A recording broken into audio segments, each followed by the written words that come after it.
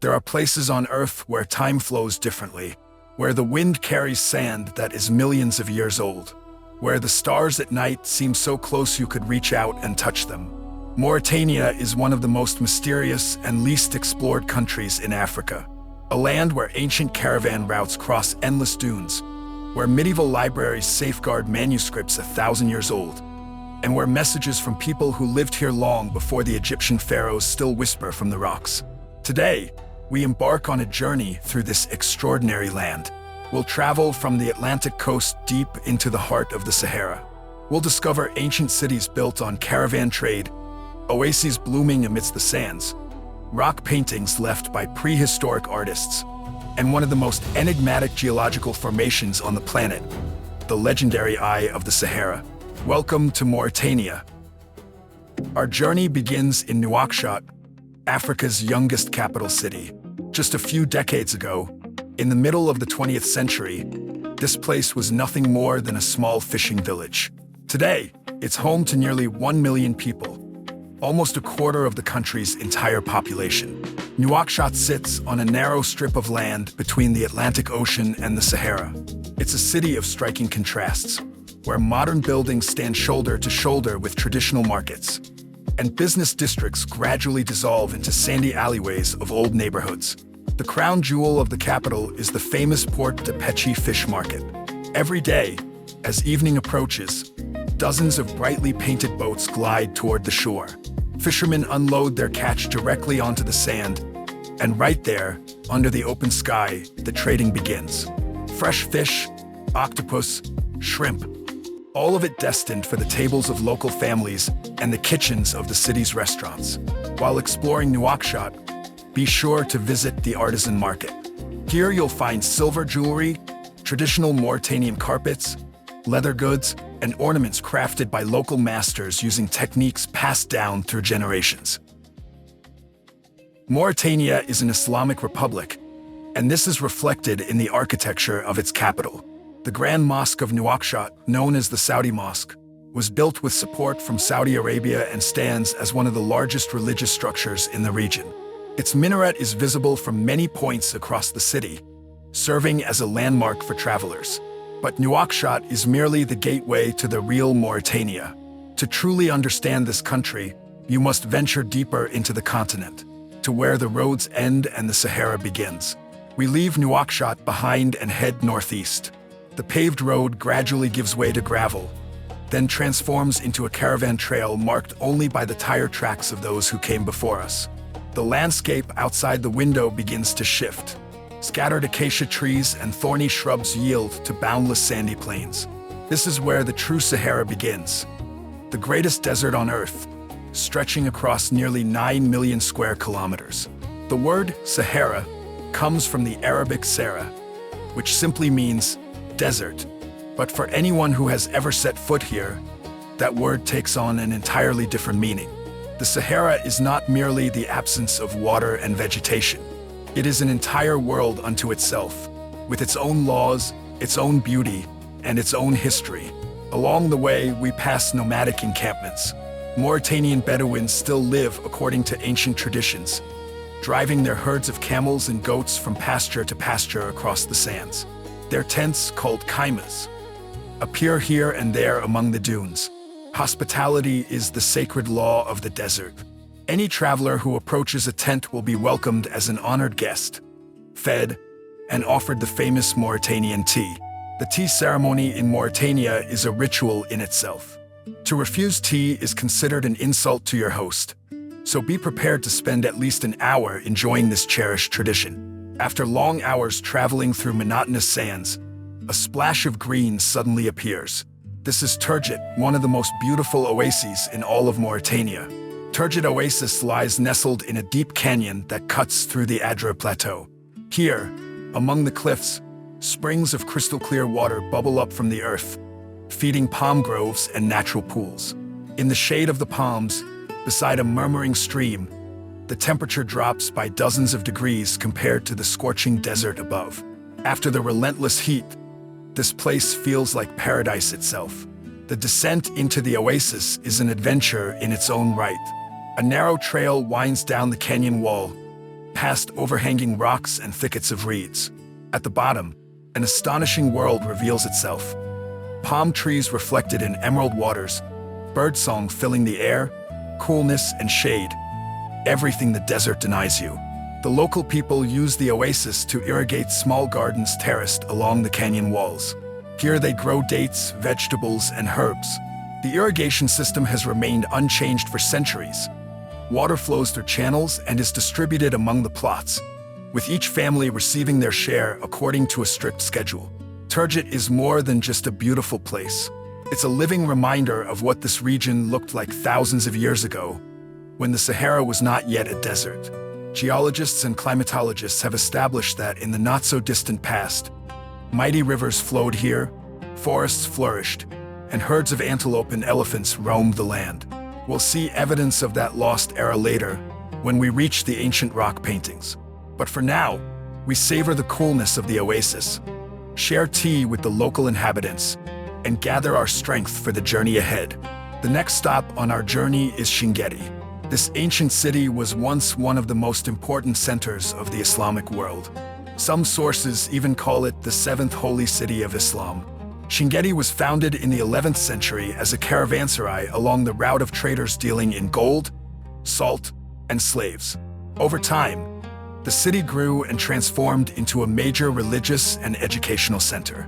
At the height of its glory, dozens of Islamic schools flourished here, drawing students from across West Africa. Today, Chinguetti is a UNESCO World Heritage Site. The old city has preserved its medieval character. Narrow, winding streets, houses built of sandstone, and the minaret of an ancient mosque rising above the flat rooftops.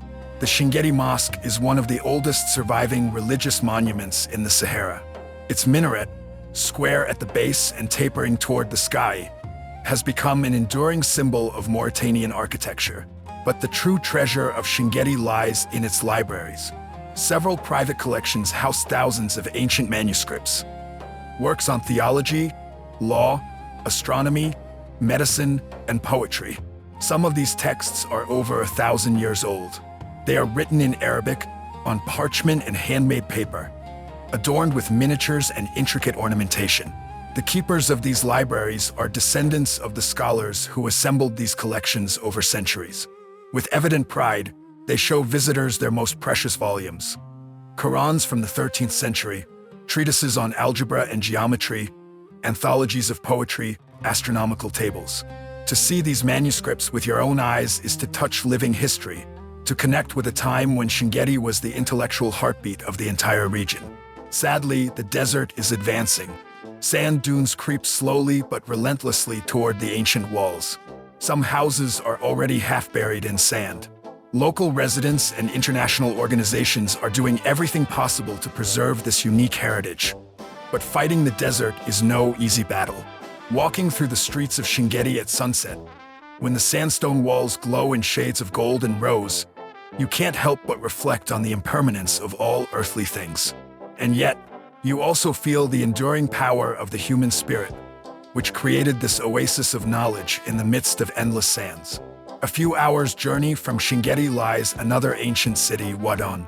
If Chinguetti is famous for its libraries, Ouadane astounds with its location.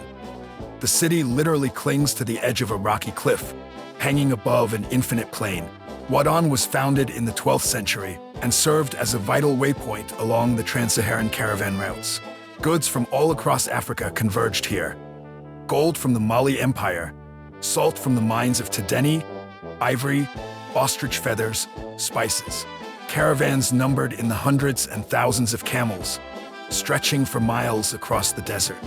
The golden age of Ouadane came in the 15th and 16th centuries.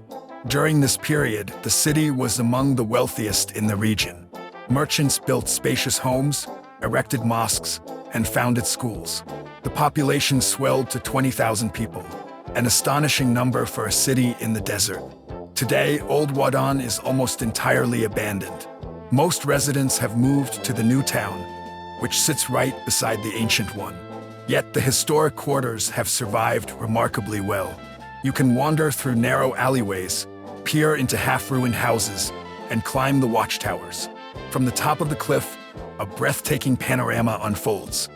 an endless sea of sand and stone stretching beyond the horizon. Ouadane is also a UNESCO World Heritage Site. Restoration work is underway, with the most valuable structures being carefully preserved. But the true magic of this city lies in its authenticity. There are no crowds of tourists here, no souvenir shops, no pushy guides. Only ancient stones, silent witnesses to the centuries, and the wind, carrying sand from the depths of the Sahara. Mauritania was a French colony from the late 19th century until 1960. The traces of that era remain visible throughout the country. In the language, in the education system, in the architecture. As we travel across the Adra Plateau, we encounter the remnants of French forts and military outposts. These garrisons were built in the early 20th century to control the caravan routes and defend against raids by nomadic tribes. They were all constructed according to a standard design: thick stone walls, corner towers, an inner courtyard. The garrisons were small, just a few dozen soldiers, mostly Senegalese tirailleurs under the command of French officers. Life in these forts was harsh. The scorching heat, sandstorms, scarcity of water, and isolation from civilization made service in the Sahara a true test of endurance. Supplies arrived by caravan, journeys that could take weeks.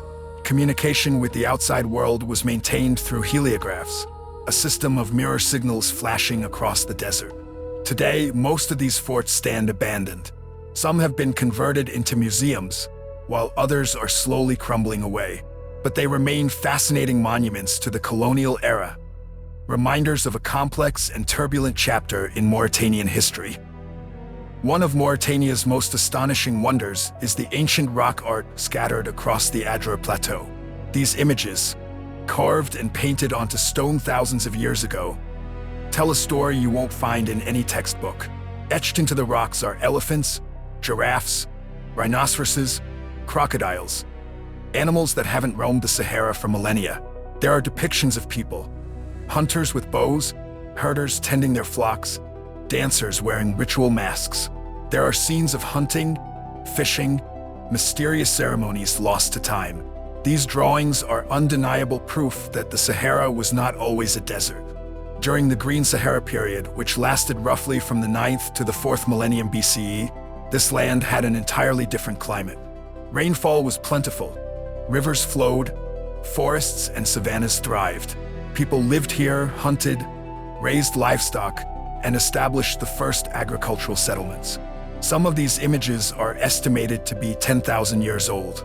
They were created using different techniques: chiseled into stone, painted with red and white ochre, scratched with sharp tools.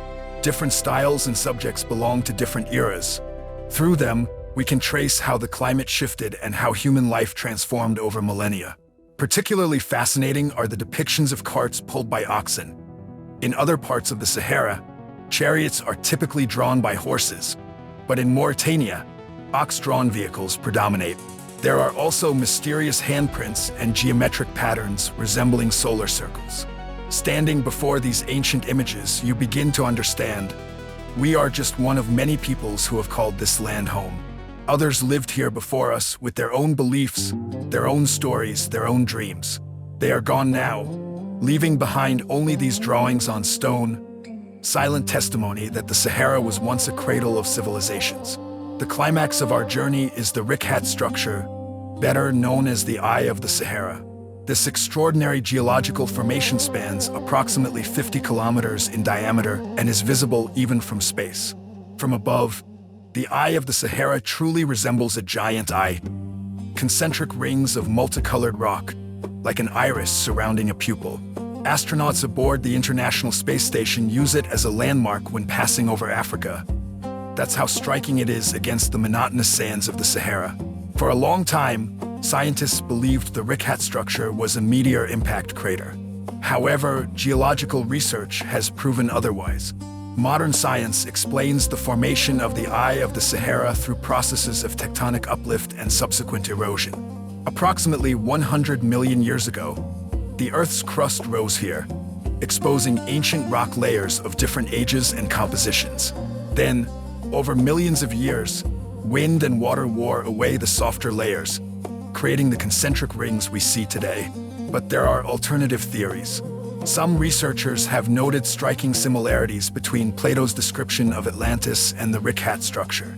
The philosopher wrote of a city with concentric rings of water and land, located beyond the Pillars of Hercules, the ancient name for the Strait of Gibraltar. The dimensions, the geography, the presence of springs, many details align.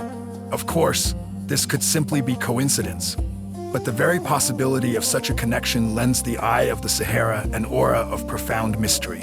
Walking through the Rick-Hat structure is an unforgettable experience. You move among rocks of every imaginable color: red, yellow, black, white. Each ring is a layer of rock from a specific geological age, like pages in the stone chronicle of Earth itself. Here you can find fossils of marine organisms, evidence that this region was once the floor of an ancient ocean. No journey through Mauritania is complete without spending a night in the desert. When the sun sinks below the horizon, the Sahara transforms. The scorching heat of day gives way to pleasant coolness. The sky ignites in impossible shades of orange, pink, and violet.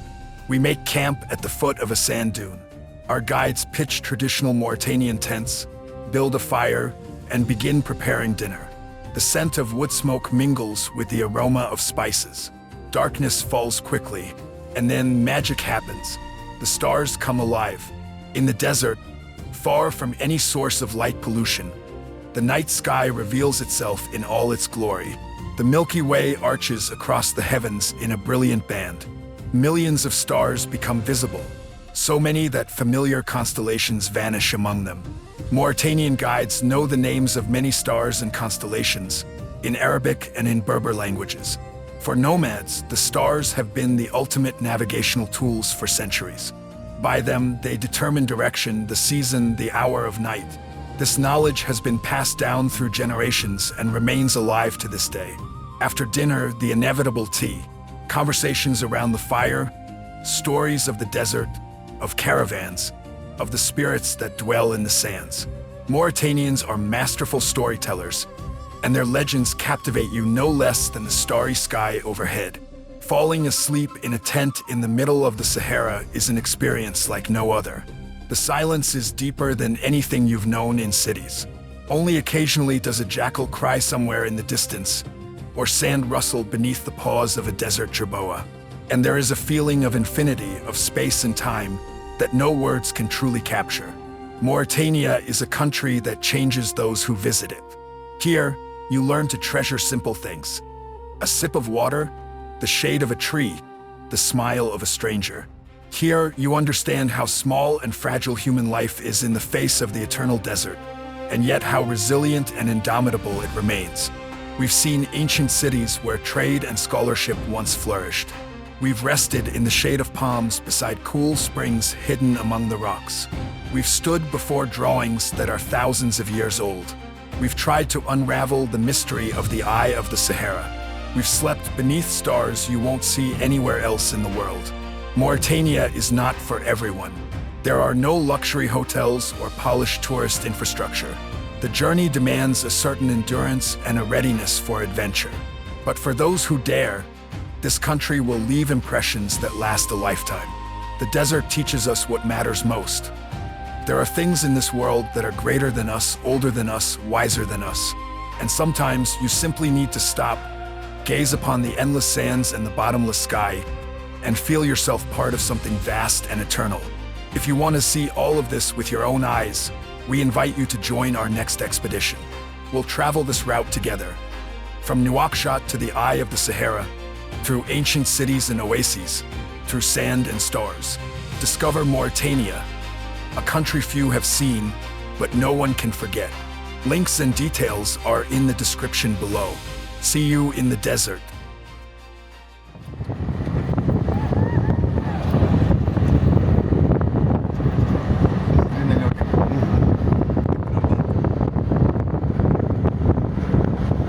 No forma de